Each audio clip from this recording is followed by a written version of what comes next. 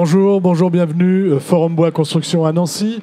Avec mes deux invités cet après-midi, nous allons parler de retour d'expérience construction bois et on va s'intéresser aux feuillus.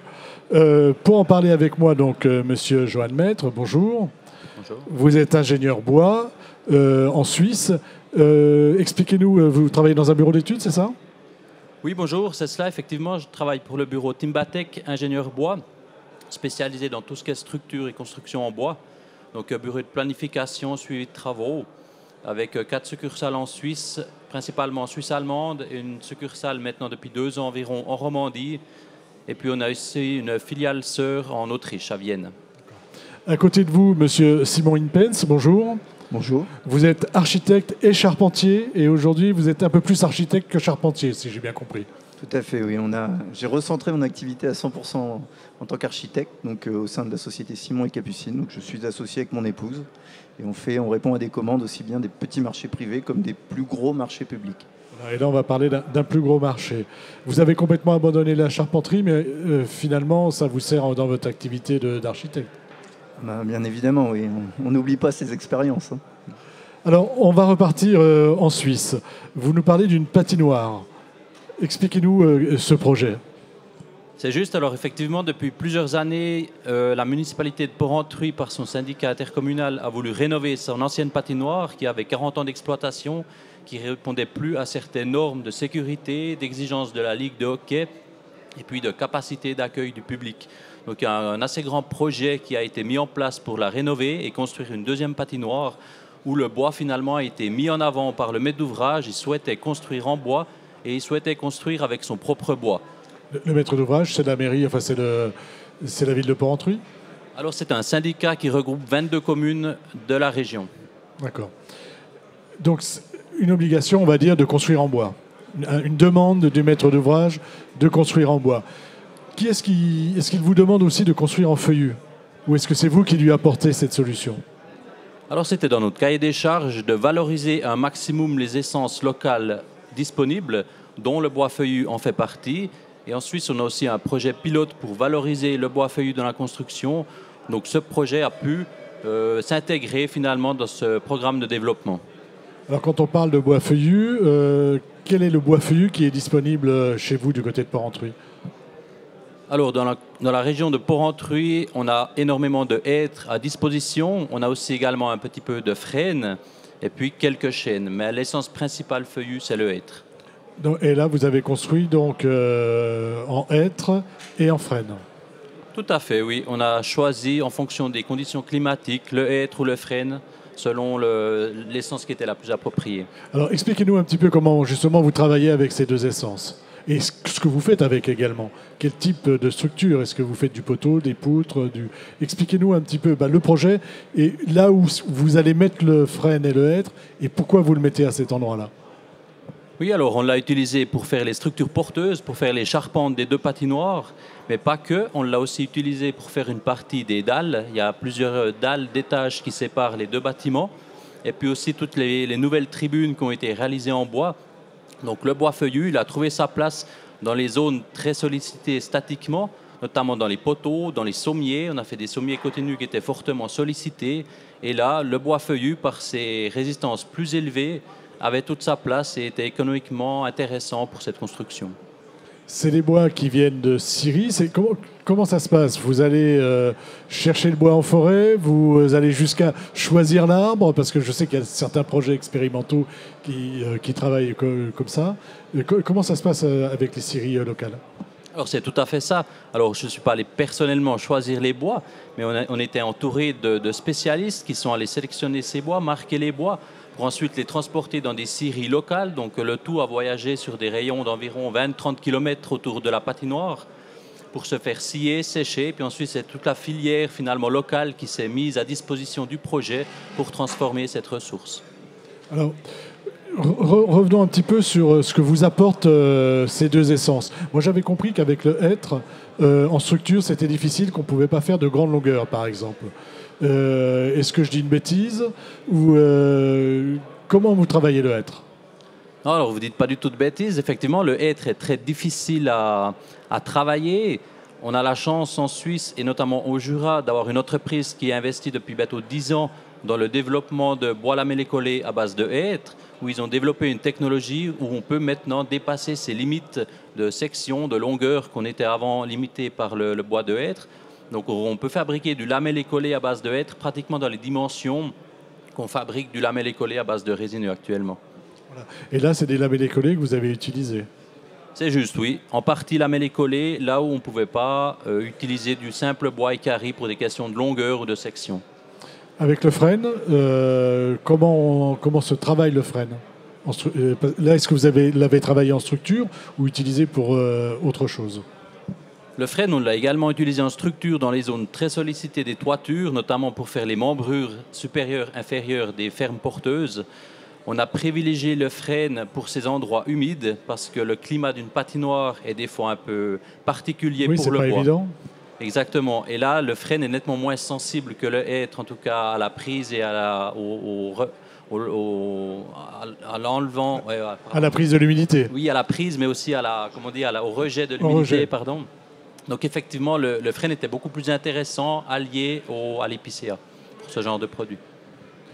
C'était une première expérience, je crois, pour vous, de travailler avec du feuillu. Qu'est-ce que vous en retirez de cette expérience et est-ce que vous pensez qu'il faut développer l'utilisation des bois feuillus dans la construction? Alors, c'était une première expérience de si grande envergure, on va dire, avec une transformation locale. Ce qu'on en retient, c'est que finalement, le bois feuillu a des résistances très élevées, qu'on peut remplacer maintenant, ce que ça faisait peut-être pas avant en acier, par du bois feuillu. Et puis ce qui est aussi positif, c'est que finalement on valorise toute une région, toutes les essences qui étaient peu exploitées jusqu'à maintenant. Et puis maintenant c'est une possibilité d'employer ce bois supplémentaire. La patinoire est ouverte? Elle est ouverte depuis une année, un peu plus, oui. D'accord. Et le bois est visible à l'intérieur? Pratiquement partout, oui. Pratiquement partout, d'accord. Donc allons faire du patin à glace à Porrentruy. Volontiers, on vous accueille. Merci. On va partir à Boulogne-sur-Mer. Parlez-nous de ce projet sur lequel vous travaillez et que vous allez présenter tout à l'heure. Alors nous, c'est un projet d'extension et de réhabilitation du théâtre de la ville de Boulogne, du théâtre municipal, pour lequel, donc, pour toute la partie extension, on a proposé à la ville et particulièrement au maire de partir donc, sur une structure en bois, qui était déjà quelque chose d'assez exceptionnel, puisqu'on n'a pas du tout la culture du bois dans la construction à Boulogne, mais encore plus d'aller un petit peu plus loin en lui proposant une structure en bois local. La première chose qu'on vous dit, mais on ne va pas aller mettre du bois au bord de l'eau, non? Exactement, oui. Alors ça, même, on organise des visites de chantier une fois par mois pour tous les Boulonnais, pour tout le monde qui veut s'inscrire. On fait 2 sessions, comme ça j'organise. Et c'est une question qui revient à chaque fois sur le tapis. C'est ce que moi j'appelle la culture constructive et qui est vraiment... Donc, on doit un peu reprendre tout ça et leur expliquer qu'en fonction des essences, on a des bois qui sont naturellement durables à l'extérieur, d'autres non. Et donc c'est dans ces choix-là qu'on doit un petit peu faire notre travail de concepteur. Et c'est ce qui nous a amené au chêne d'ailleurs. C'est-à-dire que quand on regarde en région où les bois qui sont naturellement durables, dans cette classe d'emploi-là, avec une conception drainante, on en a vraisemblablement à peu près que 2 en structure, le châtaignier et le chêne. Sauf que les scieurs qu'on a rencontrés, quand on a fait comme ça en étude une espèce de carte des scieurs un peu qui pourraient nous fournir cette matière, ils nous ont tout de suite dit non, oubliez le châtaignier, on n'en a presque pas, partez sur du chêne. D'accord. Donc, le projet d'abord, le projet d'extension, de quoi s'agit-il? Alors, le projet d'extension, nous on l'a appelé un balcon sur la ville, parce qu'il répond à 2 choses bien distinctes. C'est en gros la mise en conformité, sécurité, incendie et accessibilité PMR. Mise en conformité, voilà, c'est un vieux théâtre, il avait besoin de se remettre au goût du jour. Et puis une demande aussi programmatique, la ville a souhaité mettre aussi un petit coup de pouce à l'aspect culturel en agrandissant un peu les salles d'accueil autres que la salle principale.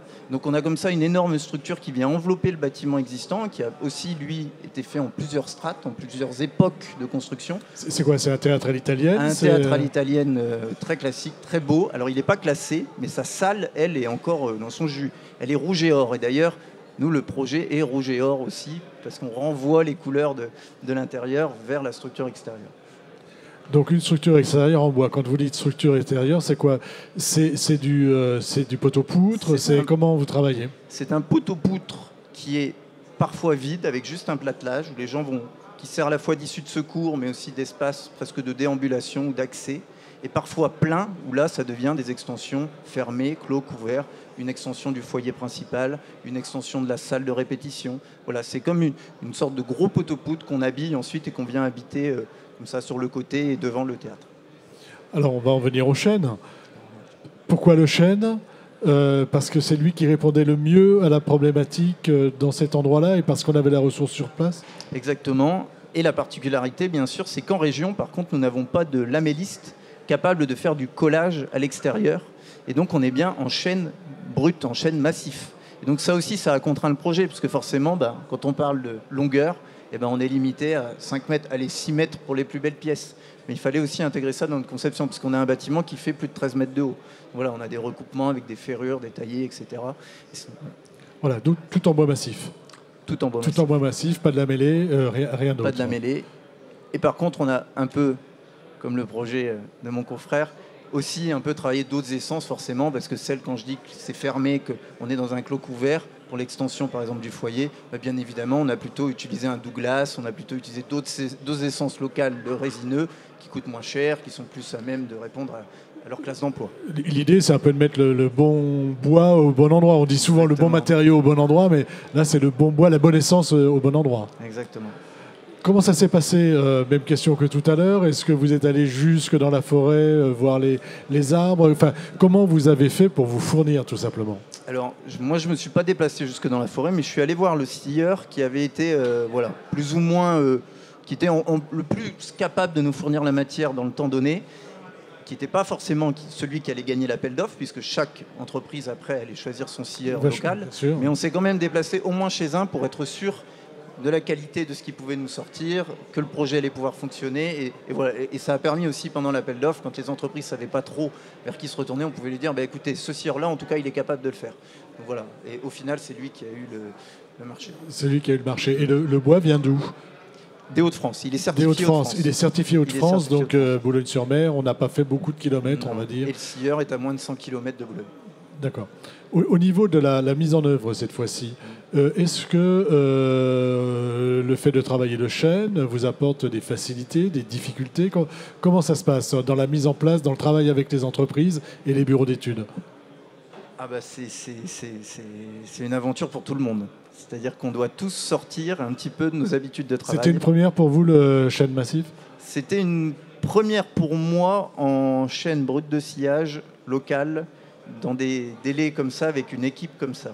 C'est-à-dire que travailler du chêne en bardage, travailler du chêne dans une structure intérieure, en charpente, c'est des choses qu'on voit. En structure comme ça, poteau-poutre extérieur, brut de sciage, c'est des choses qu'on voit moins. Et c'est vrai que ça a entraîné pas mal de complexité par rapport aux habitudes de travail qu'on lève petit à petit. Ça demande du temps, mais tout le monde a envie de sortir ce projet. On est en cours de chantier, c'est-à-dire que le projet n'est pas terminé. Là, on est à peu près à 80% du levage de la structure en chêne. On a fini les clos couverts, on est parti sur les côtés. Voilà. Et donc, je pense que le chêne sera fini d'être levé d'ici un mois. Mais on a rencontré bien évidemment beaucoup de difficultés, surtout en conception d'exécution, entre les contraintes du menuisier, du charpentier, du maçon. Voilà. Ça change un peu d'un bois bien calibré, raboté. Voilà, ça change un peu les habitudes et c'est peut-être un petit peu plus complexe à gérer. Un petit peu. Même chose pour vous, c'était complexe à gérer ou Alors c'était effectivement un peu plus complexe à gérer parce qu'il y a toute une filière qui normalement on n'exploite pas dans la construction, que là on devait piloter également et puis contrôler, faire le suivi. Donc c'est effectivement un peu plus complexe mais aussi plus intéressant pour moi. Ah bah oui, voilà, c'est passionnant. C'est passionnant. Ok. Donc j'ai deux passionnés avec moi. Merci d'être venu nous parler de votre passion et du travail donc des Feuillus. Une émission à retrouver sur notre site internet Bâti Journal TV et sur les sites de nos partenaires que sont le Forum Bois Construction et France Bois Forêt. Merci à vous. Merci.